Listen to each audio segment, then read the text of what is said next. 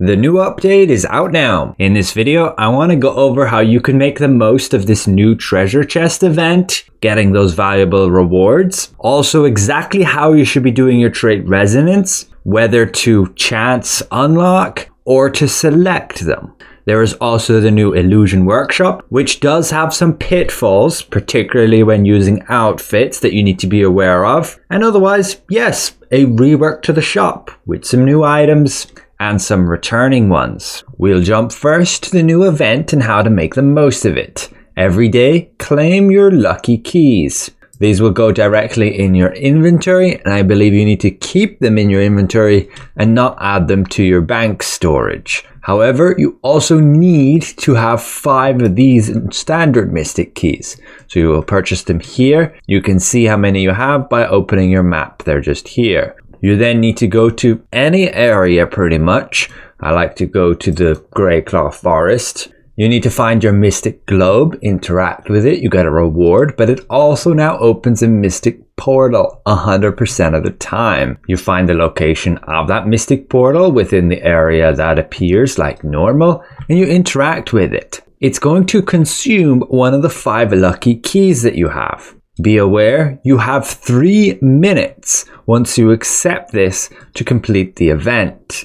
It is a treasure hunt where you need to, as quickly as possible, gather as many rewards as you can. You have little platform sections you can parkour to jump up and get these pouches, but your priority is going to be getting the bigger chests. We can see there's one within here, and this is the highest value reward, the goblin chests. You need to grab these mining explosives. You press this button here, for me it's tab, placing that down, blowing a hole in the wall, and you can access the chest claiming your reward. You can also find this mysterious device. Make sure to have some mining explosives, jump up to it, interact, and these areas will appear. You're going to need to put down the mining explosives, and then you can claim the chests. There is also a chance when activating the lever that all you get are these little glowy areas appearing on the ground. You can either use mining explosives in between them. When you blow them up, you'll get the rewards from them, but it can be more simple to just use the shovel and just dig them up and you get the reward too.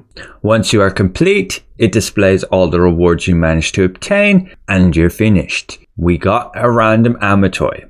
And I actually didn't have this one before. And you simply repeat that again, using our next key. Again, always prioritize the goblin chests. Get your mining explosives when you can. You get a notification after the first minute, which shows you where the first goblin chest is. Simply blow up the wall, claim your reward, and then the lever will appear. Do some parkour, interact with it, blow up the monsters, claim your reward, and the second area should also have similarly the monsters. Blow them up too. Oh, there's even a third area. We just don't have explosives for that, unfortunately. And this was our next run. We got the Monarch Raven. That is a field boss only morph, one I did not have before. But yes, I think you get the idea of the event. There's a bit of randomness to it, but you ultimately want to get as many of the bigger chests as you can. The current battle pass has only 1 week left. I will not be buying the premium pass on this.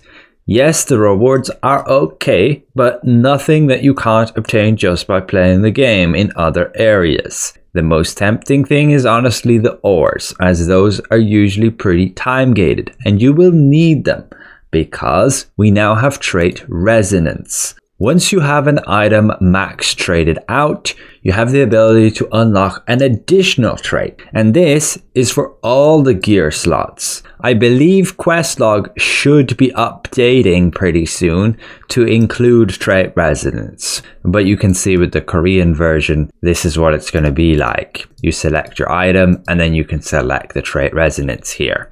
And it's a bit different for the armor pieces, for the cape, and then also your accessories. It will show in game as well, just when you click, say, the trait resonance unlock, but you're going to need these trait resonance stones. In order to obtain those, you need to go to a crafter. You check the pouch section here, and you can create them using these stone fragments. In order to obtain those, you need to go to Material Transmutation. We can see in the equipment section, the bonus reward is a trait resonance fragment stone. You get 1 for 1,000 points, 3 for 2,500, 6 for 5,000, 15 for 10,000, and 75 for 50,000. So the best deal is tier 4 and tier 5. You don't necessarily need to get tier 5 because the exchange rate is exactly the same. 1.5 traits resonance stone fragments for 1,000 points. However, that means you need to be trading in a bunch of spare gear here. I will throw in all of these weapons that I'm not using, and you have a choice to stop at tier 4 or continue to tier 5. Getting to tier 5 requires a ton of materials, but if you select accessories and look at the drop rates, you can see tier 4 only costs 10,000 points and will always give you a tier 1 accessory with a 10% chance to give you a tier 2 one. But you can then sell the traits of these tier 1 accessories, which can be expensive here and there depending on the trait. But I have just looked at the auction and the price of these has been plummeting. So I think it can be just best to push to tier 5 and 100% obtain a tier 2 accessory.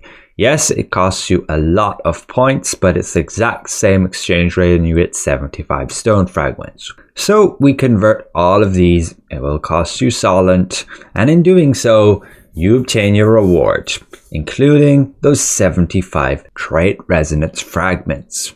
We got this bracelet, which is not a great one, but we did get skill damage resistance with it, which we have the option to sell for 140 lucent if we wanted to. Now you go to a crafter, the pouch section, and you can craft these trait resonance stones. We need to be getting 20 of them in order to select the trait on a gear piece. This is a tier 2 gear piece. I don't really recommend trait resonating tier 1 equipment, but it would be, yes, an awful lot cheaper to do so. But again, on a tier 2 item, we need 20 to select the trait we want. You do have an option to roll through the selection here, but just be careful of the chance. Only if the trait that you want has 17% or higher, feel free to roll. I want to get the cooldown speed, so I need to get 5 more trait resonance stones. I will go back to the Material Transmutation and I will try to get to tier 5 again. I will select accessories, transmutate, and we got this one with another 75 trait stone fragments. We can just craft 5 of them. That completes our ability now to select the trait we want. We're going to select cooldown speed, spend 6 million Solent, and there we go, we've obtained that additional trait on our weapon. We need to do that then for all of our other items we use. But again, you can only do this if you have said item max traded. Otherwise, it's grayed out. That is ultimately how to deal with your trait resonance.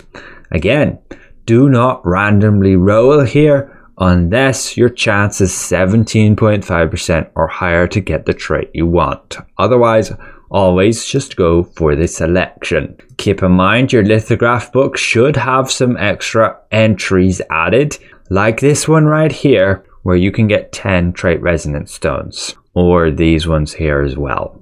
Now we jump to the store update. We can see the visuals again have changed to match what Korea has, despite them not mentioning it in the patch notes. We have the new outfit here, the Adventurous Pioneer. We can see that here for the female character too, but for some reason it's bugged.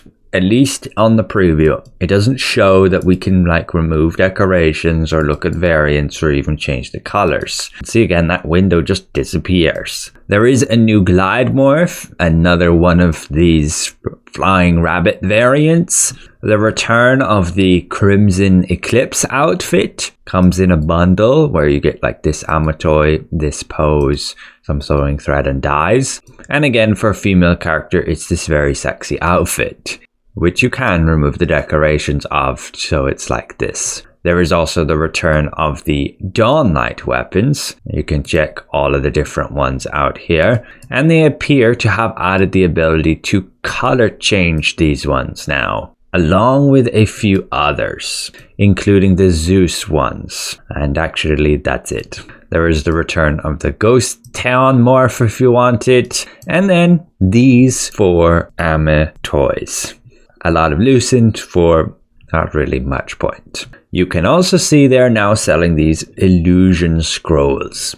Quite costly, but you will use them for the new system.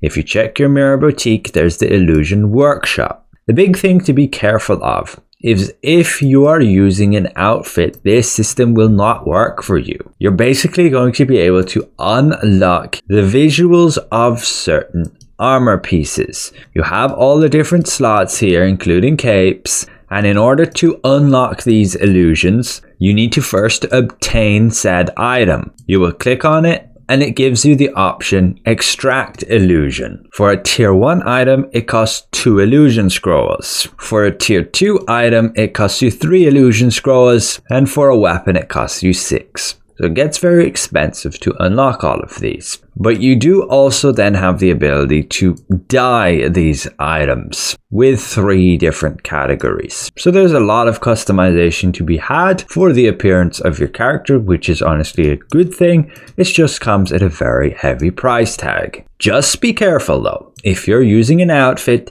this new system will not work for you. These will override everything. You cannot replace pieces of this outfit with armor pieces in your illusion workshop. Something they don't really tell you. Jumping back to the shop, be aware we have the reset for the ornate coin shop. You can now buy your rewards here again. We did have maintenance, so they are giving out some free ornate coins, 200 just here, and spend them on the things you most need, including dye and sewing thread if you are really into the customization.